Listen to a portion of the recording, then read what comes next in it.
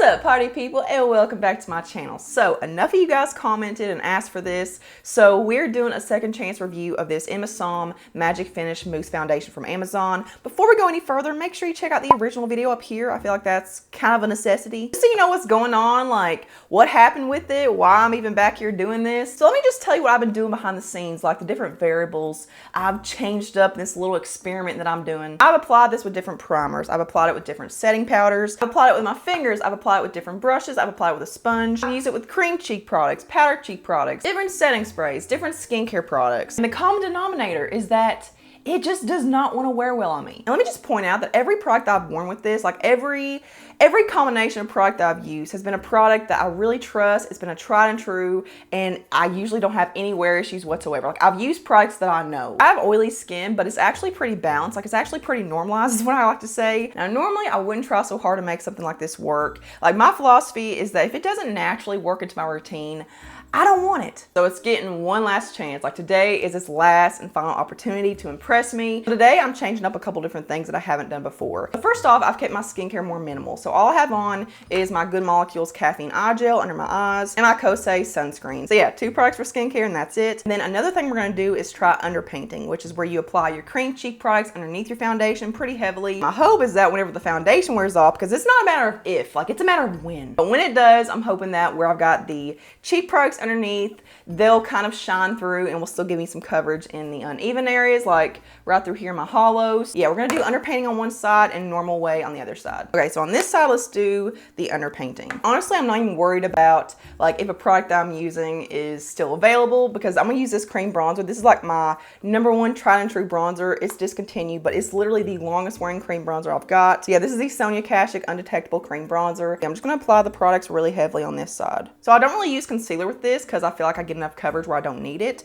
But I do want to use just like an under eye brightener. So this is the Maybelline Instant Age Rewind Dark Circle Eraser in the shade 160. I think it's called like pink, like just light pink or something like that. Just because whenever you use your foundation as concealer, it takes away the like contrast and the differentiation between your under eyes and the rest of your skin. So this will just kind of help it to pop a little bit more. For blush, I'm gonna use my tried and true ColourPop Super Shock in the shade Drop of Hat. Did I apply too much bronzer? I feel like I applied too much bronzer. All right, it's time to go into Old Faithful here. I'm just gonna start working around the cheek products and then go on to, like with whatever's left over on my brush, I'll go on top and blend that out in a minute. Oh wow, we're still looking crazy. All right, so now I'm gonna go up here to my forehead and try to tackle this beast, which is looking really dark. I think I applied way too much bronzer to my forehead, but oh well. All right, so here's what we're looking like pretty much. I mean, for the most part, we're all blended out. Oh my God, yeah, the bronzer just kind of made its way over here a little bit, but that's okay. So on the other side, I'm gonna do it the normal way and hope that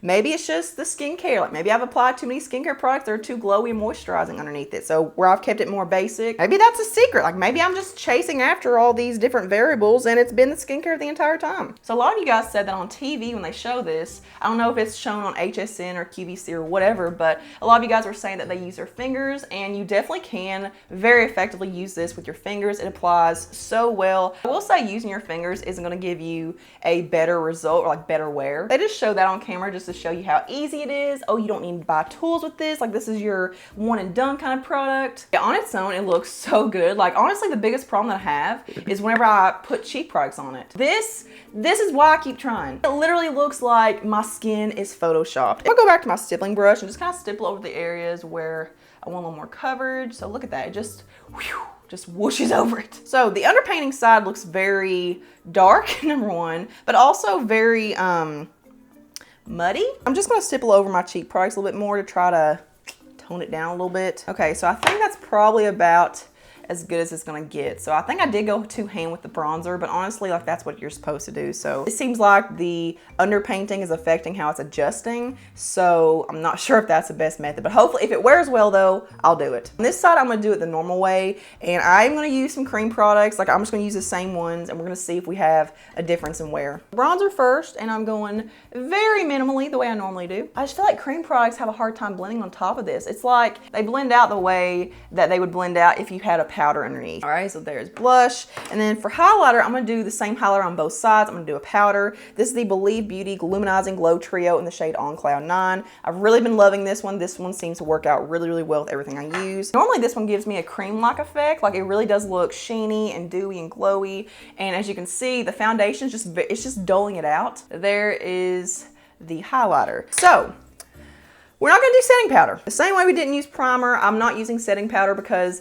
this is supposed to be your primer, your setting powder, your concealer, your foundation. It's a 4-in-1. But also, like, it sets on its own, so why use a powder? So we're gonna use my Revlon Colorstay Setting Mist, which is my tried and true, like, one of the best setting sprays I've ever tried. And it is now 12:27. We're gonna say 12:30 for our check-in time. So yeah, here's what we look like before we go about our day, and it just completely melts off. It literally makes my skin look like porcelain. Like, it just looks so poreless and flawless. Like, my skin has never looked more airbrushed. But the problem is that it doesn't hold up that way. So yeah, I'm not the biggest fan of the underpainting technique with this. Like, I do feel like it looks really dark. Like, it just didn't adjust to my skin tone the way it normally does. So yeah, I'm gonna carry on my merry old way. I'm not gonna do any touch-ups, no blotting, no touching of brushes to my face whatsoever. So yeah, I'll see you guys later on. Fingers crossed.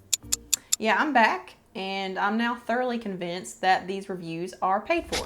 It is now 5 o'clock and I'm already tapping out. I'm to the point now where I'm actually mad about it. Like, I normally don't get mad. Like, I usually just, oh, it's okay, we'll return it, it's not a big deal. But at this point, like, I'm actually, like, I'm pissed. Because I put so much time, energy, and effort into making this work, especially based off of the reviews I was reading. Look, one person's negative experience does not negate or discredit those that have positive experiences. But what does concern me is that there is no mention of this kind of problem happening in the reviews on Amazon. I just can't fathom that there's not one other person that's had this exact issue. Like, there's no one talking about how patchy, how uneven it is, like how it wears off throughout the day. Like, I just don't get it. I'm tempted to get on there and share my experience, like take before and after pictures, because what's so funny, like what's so ironic is that all the pictures on the reviews are like before and after. So it almost seems set up. For example, if they did do this, I'm not saying they did, I have no proof, this is just speculation based on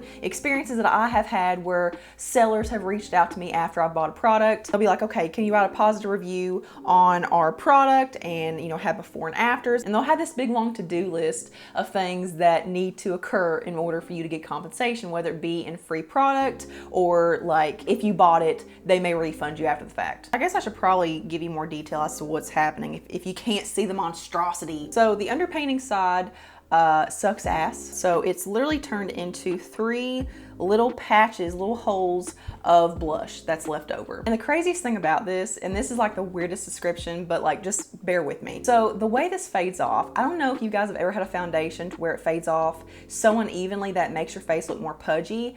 That's what this is doing. It's left little patches around my face that look like fat pockets, especially in low lighting where there's not a lot of bright lights on me. And you know what? No, I rebuke that. This side does look better. It does look less blotchy and stuff, but like, where's the blush? Where's the bronzer? And this didn't just now start, okay? Let me just point that out. I noticed it around the like 2.5 hour mark. I have not done anything strenuous. I have not sweat. I have not gone outside. I have not worked out.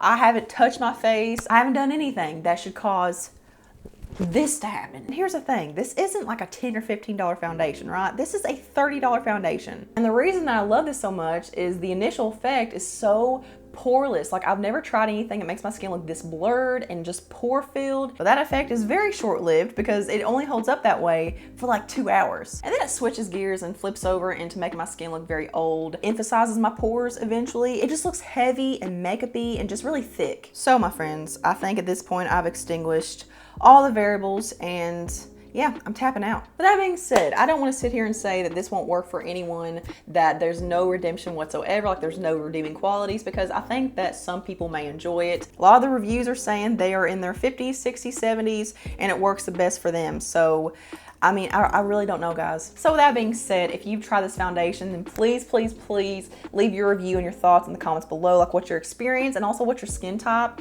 And if you don't mind sharing, then what's your age too. But if you enjoyed this video and found it informative and helpful, then please give me a big old thumbs up. And here's a couple more things for you to check out next. So just venture around the channel, make yourself at home. Subscribe if you're not already, and turn the notification bell on to always see my stuff. I will see you guys in the next one. Mwah.